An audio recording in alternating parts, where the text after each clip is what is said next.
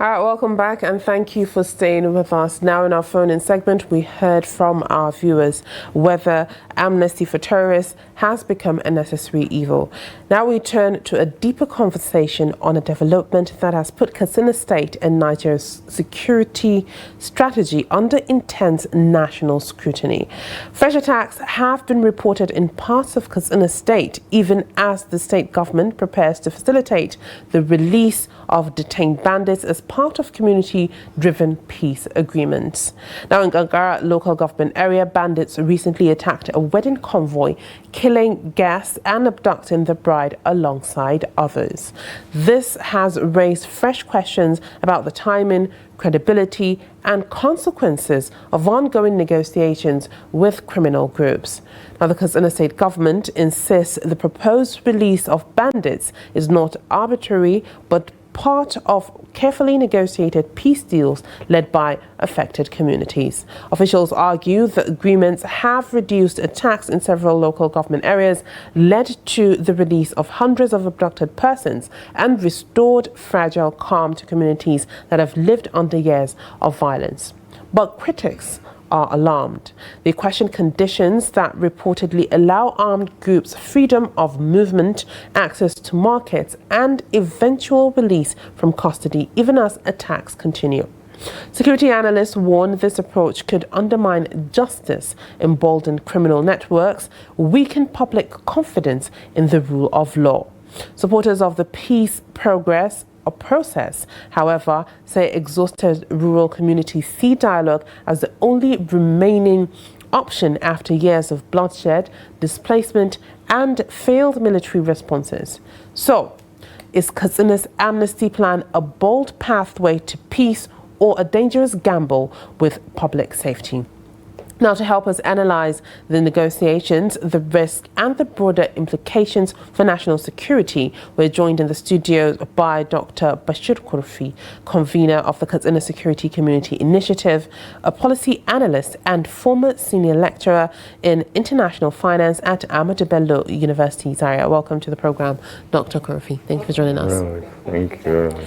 All right, now, Dr. Kurfi, for viewers just joining us, can you briefly explain what the Katsina Peace and Amnesty Initiative is about and why the state government believes releasing detained bandits is necessary at this point? Well, thank you very much, viewers and the platform. I think you rightly and aptly in one of your statements mentioned that this so-called peace plan, I don't think it is a peace plan, but a total scandal and danger to the entire community of the state. Now, if you look historically how they made this so-called peace plan, the government said that they are not part of the peace plan. But they say that it's the initiative of the government, it's the initiative of the community. But when you want to make any kind of programs like that, you call the community, maybe through town hall meeting, call the elites of those kind of areas, and then put a team. Now, if they want some representative of the community in the criminal area where they control, then there can be representative and then come and have a mutual discussion. But this is not what happened in Katsina State. It was the government official who went and invited murderers to sit to the chairman of local government, district heads, village heads, and discuss the so-called peace process. You know, in peace process, historically in the world, yeah, people come together. Maybe those who even committed the atrocities, they will sit together. Now maybe regret of what they have done as criminals. We have seen it in apartheid. We have seen it even loosely in Nigeria during the post-Abacha regime and all this kind of thing. But in this kind of case, who control the situation? The criminals. They come with their guns. Everybody have seen that. Now, Dr. Kurfi, before you continue, we have seen these kind of peace deals happen in Katsina State in the past couple of months as well, all through these attacks that have been happening in the state. And so far, we've not seen them do anything positive in stopping the continuous attacks that are going on. And with this particular amnesty agreement that is supposed to take place, we've seen fresh attacks still happen there. So what do you think this is telling the Katsina State people? And aside from that, what is it telling the bandits and kidnappers as well? Has it been made to a point where they feel comfortable to continue their operations, regardless of what or how it affects the people of Katsina State? For what they are doing, from the reliable source I had. You see, because I am not just seeing this happen. I live in the village, I go to the bush, I go to bandit areas, I participate in some operations and all this. What is even happening now, many of the community people are living in the area when this announcement came, because they know those criminals who raped their daughters, who raped their wives, who killed their parents, who hold them for ransom, are now coming back into the community. So this is a very dangerous arrangement to do. And in addition, you have to see within the context of the evil legal process. These are people arrested, you know, they were taken to court. If you are taken to court on suspicion of arson, murder, rape, usually no bailable offense. So now here is the government coming out, say, okay, we have forgiven you. Forgetting that, even when you have peace process, the people who forgive, they are the victims. So now, this morning, somebody called me when he had this discussion. His wife was kidnapped by these bandits. And he said last month, these same kids who came to his house and kidnapped his wife, he saw them in front of the house taking cocoa. And then they say, Allah told Allah I hakuri. So please just take it easy and forget about the past. And these are the people. And in my village in Kurfi, there is a lady not far from my house. She was kidnapped and she was having twins. They went with her. When she was going out to the bandits, her 5-year-old kid woke up and he said, Mama, where are you going? She said, no, wait for me, I will come back. He held her leg. Even the bandit couldn't separate the kids. They went with the twins who were 2 months old. And with that kid. So, and they had to come, they had to pay 5 million naira. And when they went and kidnapped this lady with twin, the husband was a theater nurse. He was in the hospital making cesarean for a lady. When they paid 5 million naira, they tell him, go and bring your wife and the twins.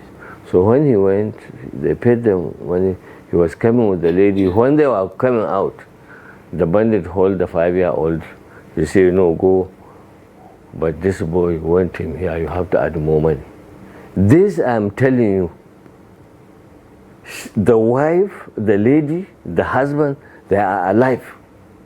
Do you believe that these bandits and kidnappers have become so comfortable in committing these atrocities that nothing is going to happen? There are no ramifications of their acts, that it continuously happen and it continuously becomes worse and worse? No, it's worse because now what is happening now, like those who have done that, when they went to bring the boy was in my house, 5-year-old.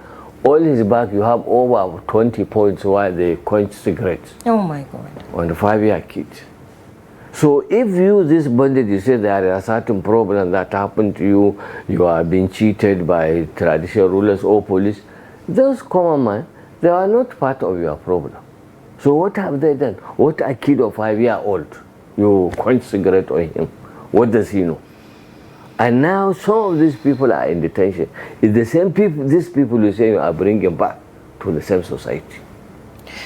Now, Dr. Kurfi, let's look at the fresh attacks that just happened, despite, the amid the bandit release plan by, the Katsina State government. This particular fresh abduction has to do with a bride, during her wedding convoy in Ankara. Now, what does this say about the strength of the peace deal? And, people are asking, Nigerians are asking, on what legal term, is the governor of Katsina State using to, grant this amnesty to these bandits? Because when you look at the Nigerian constitution, it is not clearly stated there that amnesty should be given to bandits, because these offenses are criminal and huge offenses. So how do we look at it with the peace deal on the table, what was stated on the peace deal? Because I know that, a lot of things must be stated on that peace deal that Nigerians are not aware, and even the people of that community are not even aware, based on, these negotiations that is going to happen at the end of the day. No, you see, in the case of Katsina peace deal or the management of the security in Katsina, it's not based on any law or any constitution. I think the government have been just very reckless and irresponsible, to the extent that you don't care what is happening to your own people, killing your people on a daily basis. The question of taking even Amaria and Kankana, this is daily basis. These people live in this kind of life for the last 5-6 years. And also to the extent that you find in Katsina State today, more than 60% of our schools are not open. So kids who are supposed to be today in SS3, he didn't even go to school because 6 years you have been in the area of those kind of things. So the issue is, what is the consequence of this? And the why we are even more concerned of this recklessness of Katsina government, you are also affecting other parts of the country, particularly Kano. Because now a lot of the bandits, after the amnesty, they will go and steal in Kano and come through Katsina to the bush. Because in Katsina you have a so-called peace deal. So you are not supposed to talk to the thieves when they are crossing your own area. And in any case, when you come for kind of this peace, and if you ask Katsina government today, what are the process of this peace? What are the documents? Who are the people in the team? Because when you are making peace deal, even if you are doing it in some remote area of China, you have to bring some eyewitness, some witness who will witness to experts, amnesty, journalists, to see, look, what are the provisions and who will do what. And then just I had the commissioner of security or whatever in Katsina, he saying that, okay, now he was asked by the BBC and said, look, you say that you are making peace deal, but these people come with their arms. So he said, no, or the next process is to collect the arms. The first process of a peace deal is disarmament. So if he says that he is collecting the guns, there must be also a committee of doing that, because we are not experts as civilians. He can give you wrong guns and you think that is a proper one. So in any case, what is happening now is it also exposes you to the irresponsibility of the northern elites. Because here we are, sitting down, our people have been massacred on daily basis, our people have been raped, and because a lot of them hide under the so-called trees in Abuja, Lagos and Port Harcourt, they really don't see the feeling when a mother comes to you with her daughter, they rape the daughter, they rape the mother, and they are there with their husband, telling you that. When we see them, we talk to them, we know them, we help them to some extent. And nobody even is thinking, not apart from this terror they did to them, there is even no process of counseling. And also these things also are happening in our schools. I know, Dr. Kurfi, you made mention of a past deal, amnesty deal that was made in Port Harcourt, and you say that there are comparisons that are made when it comes to this particular one that's supposed to happen in Katsina State. So what is your take on it, and how can you clarify to people the difference when it comes to that amnesty deal that was given in Port Harcourt and this particular one that is in Katsina, and what does it say about, you know, the strength of the state or the government in tackling insecurity in Nigeria? No, that's, you see, typical diversionary issues by the elites. The one in Niger Delta is completely different. I cannot say, because, you know, it's typical of lazy northern elites. If they did that to Niger Delta, they should do it. No. The Niger Delta militancy, they don't attack common man. They don't go and rape their own citizens, their own sisters. What they were doing, they were vandalizing the pipelines, which they thought that this economic livewire of the country, where it is situated, and yet there is no development in that area. So what they want is development in that area, sending them to school, or which some were taken to Britain, to Hauwa, to learn trade, to come and be part of the technical framework in the oil industry. Now when you come to our own site, what is happening? You go and close school, you go and rape women, you go and kill people, you go and take ordinary human beings, they go and sell his farm, they sell his house. You know, now on far what is happening, I ask anybody, the people don't have any refugee concentration. So what is happening to them now is the new normal, which 17 people come to my house. They told me that happened to them. Now what they are doing in this our villages, bandit will call you and say, I see that you are second wife, please bring her to me. And they will have to go and take her. There was one son, wallahi, he told me that his daughter was 14 years old. They said he should take her. He had to take her.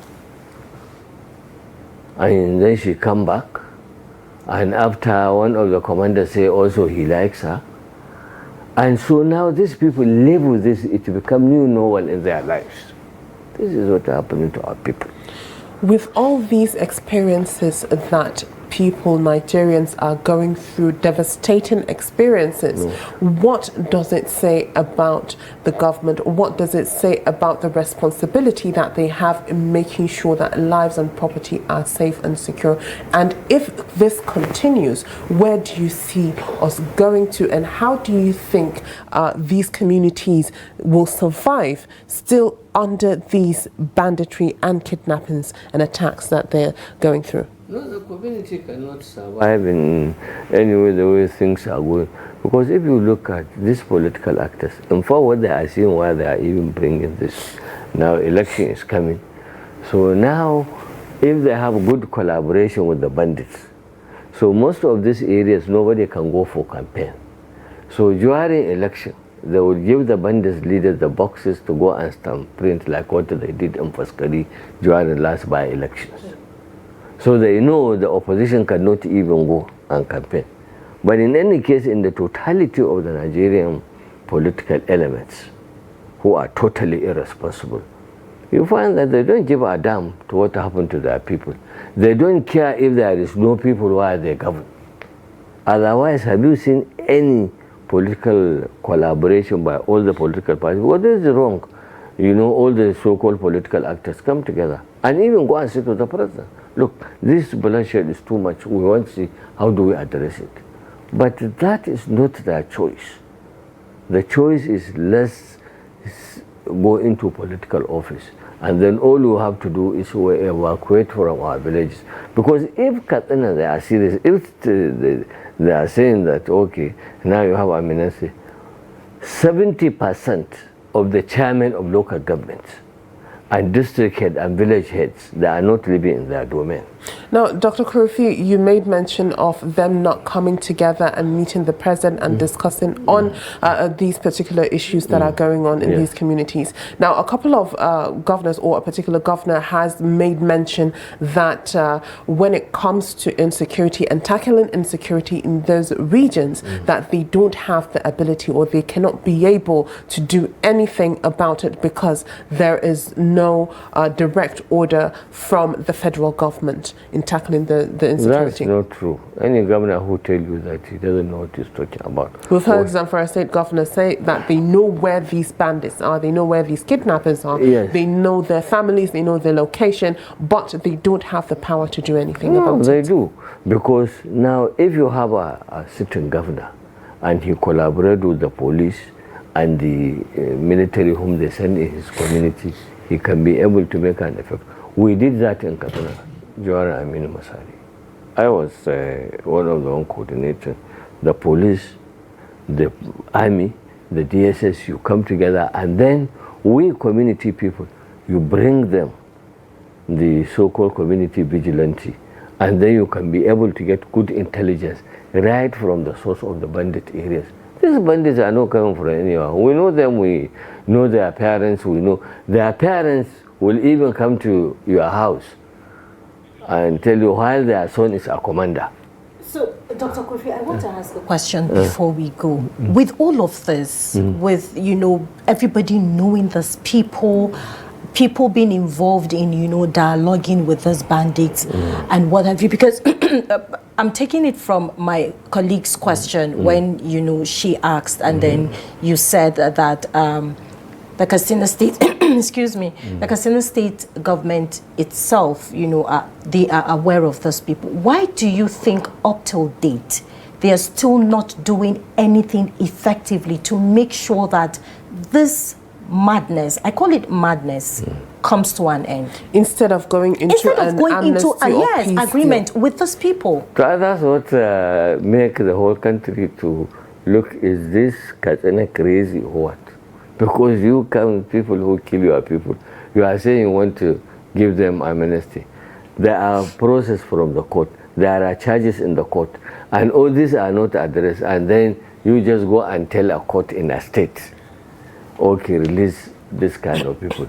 But what I'm saying, a lot of this have to do to irresponsibility of we the elites in our communities. Because if the elite even come together, look, what craziness that you are doing this.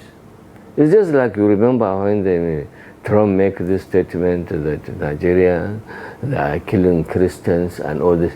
So what you see, the response from this part of the country is, no, look, they kill more Muslims. That is not the issue. The issue is why a Nigerian being killed, even if it's a single Nigerian. If you are from the moon, you come to Nigeria, we have the responsibility to protect you. If you kill animals anyhow, we have the responsibility to protect those animals. So, but what is happening now, also the totality of Nigerians are not also up to their responsibility or seeing the same practically. What is practical in this is that Nigeria have to see is from their budget. So if you have a budget of $100 billion naira, and then half of it is being spent in the north on security, which most of the money is being stolen, the people from the south should also raise voice. Look, we can't be, if you are irresponsible, we can't be just sending money to that part of the country. The issue, this have to be addressed. I saw the Sheikh interview yesterday on master plan for Al-Majidi. Why do you do master plan for Al-Majidi? If government is spending money on Al-Majidi, okay, now the state government in the north, who are the perpetrators of this Al-Majidi, they should be surcharged. But somebody from Oyo, why should he be money for Al-Majidi? And even in the north, you don't see Idoma man in Al-Majidi. You don't see Tib Almajiri. You don't see Java Almajiri. So it's a question of the concrete House of Fulani elements who are doing that. So you charge their areas. So you're saying that those that are responsible or should feel responsible do not speak up when it comes to issues that affect the North. Yes. So when you say that it's a special case that happened, you have rich people here. You have something. The elites in other parts of the country, they build industries, they build schools. They have respect for knowledge. They create what you call self-respect. Because when you go into begging, you go into this, you go into... you are not giving self-respect for your people. All right. Thank you very much, Dr. Kurfi, for highlighting so much and shedding so much light on what the realities are in Katsina State. Thank you very much. Thank you very much. All right, that is all we have for this segment. We'll be going on a quick break. When we come back, we'll be looking at the front pages of our national dailies and see what made it there. So make sure you stay tuned. We'll be right back.